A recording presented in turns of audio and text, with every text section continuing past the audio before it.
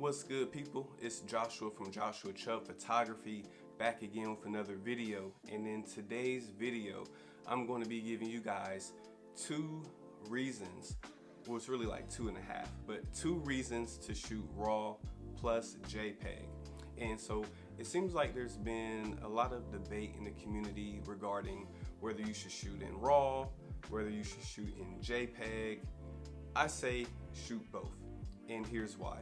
When you shoot in RAW, you get the ability to edit your photos with more latitude than what you would with a JPEG file.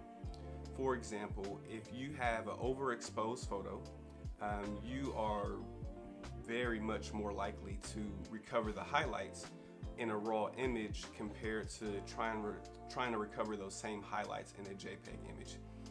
If you want, go ahead and try it out. Just shoot an overexposed image in RAW and then shoot an overexposed image in JPEG. Take them both into your favorite photo editor, drag down the highlights, and see what happens. And if you don't want to do that, I've already taken the guesswork out for you. I'll throw up 2 images here on the screen to show you what one looks like in RAW with the photo being edited, and another one showing you what it looks like in JPEG. And here that is right here.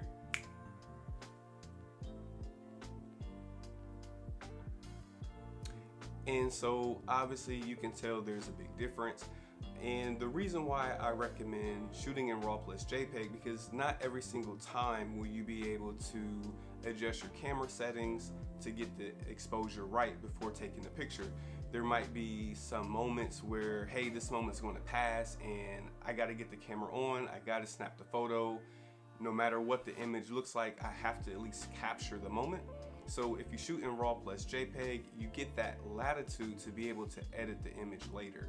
And so reason number 2, it's actually 4, 2, is going to be the ability for you to transfer your images from your camera to either your phone. And so in my case, I'm transferring images to my iPhone or to my iPad, and also the ability to transfer images, that way you can print them.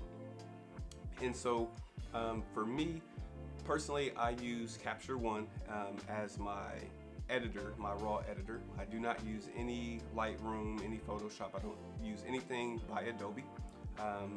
No really personal reason why. Well, it is personal. I hate subscriptions, that's what it is. And so anyway, Capture One, they do not have a iOS app like Lightroom does. And so for me, when I go to transfer images, my iPhone or my iPad does not accept RAW images. And so you can let me know down in the comments, those of you who use Lightroom, you might be able to import RAW images directly from the SD card into Lightroom if you have the app downloaded. I don't use Lightroom. I never plan on using Lightroom, so I did not download it to test it out. You can do it if you want to, but as for me, I don't have a way to just import those RAW photos. By shooting in RAW plus JPEG, it does give me the ability to then import those photos directly into the Photos app. And so my method of choice for doing this is going to be this dongle that Apple makes, and it's like 20 bucks. I think it's like 20 bucks, could be 30 bucks. But anyway, somewhere in the middle, $25 maybe. This thing works great. Never had any issues getting photos from the SD card to my iOS device. Let me go on a quick side tangent. I hate with a passion the Fujifilm remote app. That thing is terrible. I mean that with every fiber of my being. That thing is so terrible when it comes to trying to transfer your images or use it to actually take photos as a remote app. It is terrible.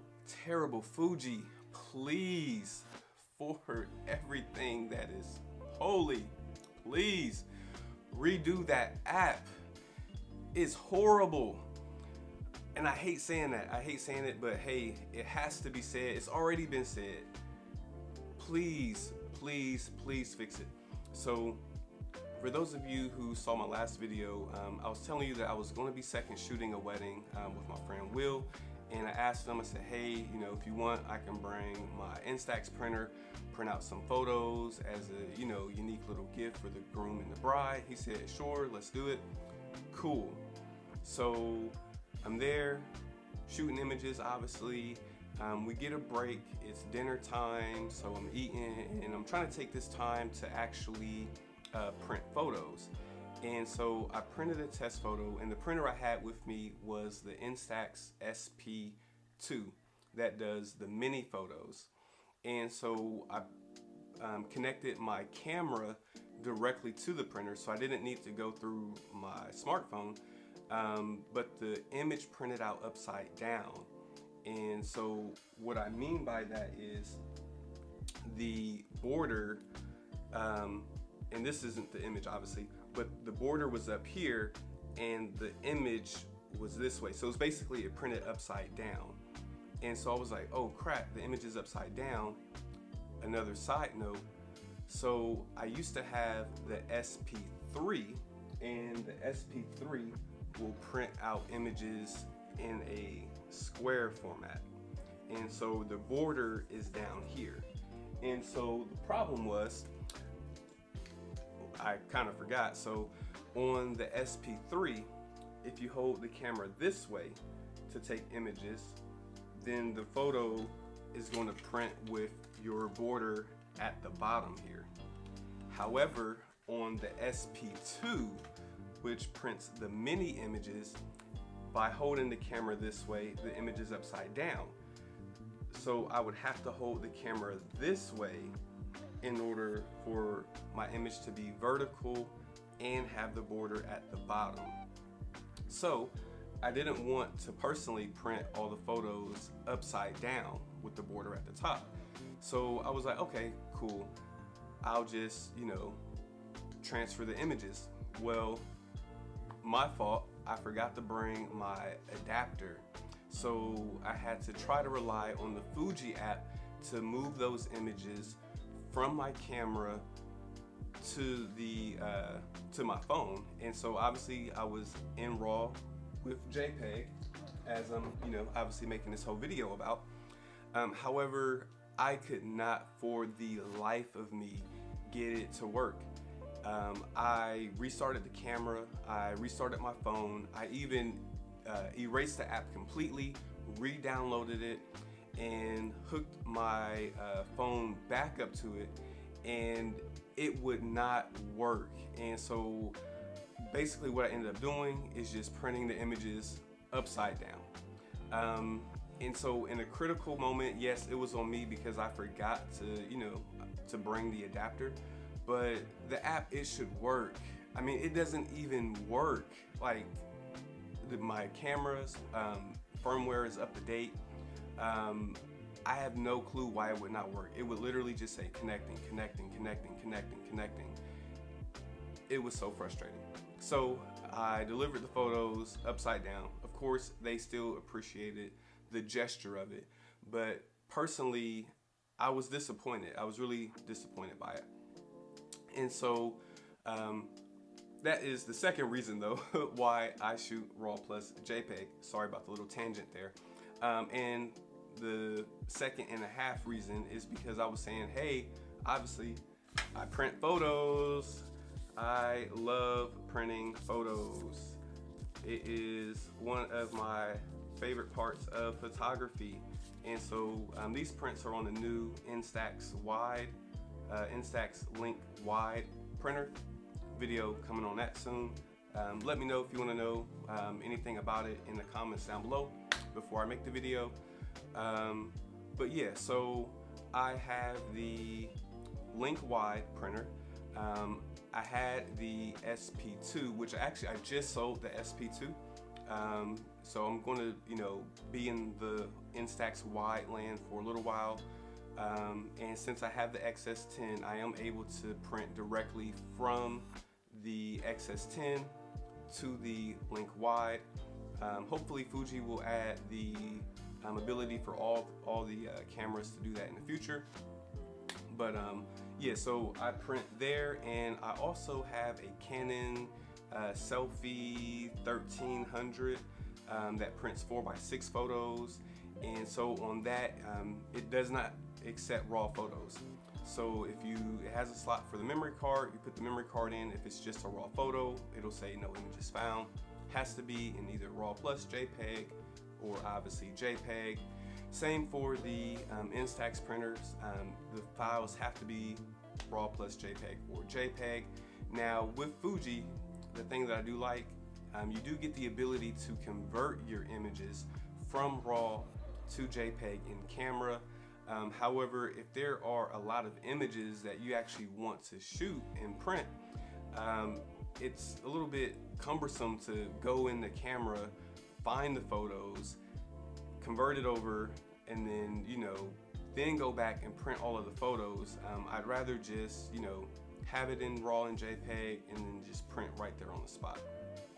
So let me throw in a slight disclaimer. I do a lot of paid client work, so for all of my paid client work, I only shoot raw unless I'm printing photos at the event. Then I will shoot raw plus JPEG. But if I'm not printing any photos, then I will just shoot raw 100% of the time, because I'm always going to edit those photos. For my personal work, just shooting family, kind of casual stuff, I'm always going to shoot raw plus JPEG, because like I said, you get the latitude of the files, plus having the ability to instantly share when needed. So that is what I do. Hopefully this video is helpful to you. But yeah, go ahead and comment down below. Do you prefer just shooting in JPEG, just shooting in RAW? I feel like some people get like a superiority complex. Oh, I only shoot in JPEGs. It doesn't make you a better photographer. I only shoot in RAW. Doesn't make you a better photographer. It just makes you who you are.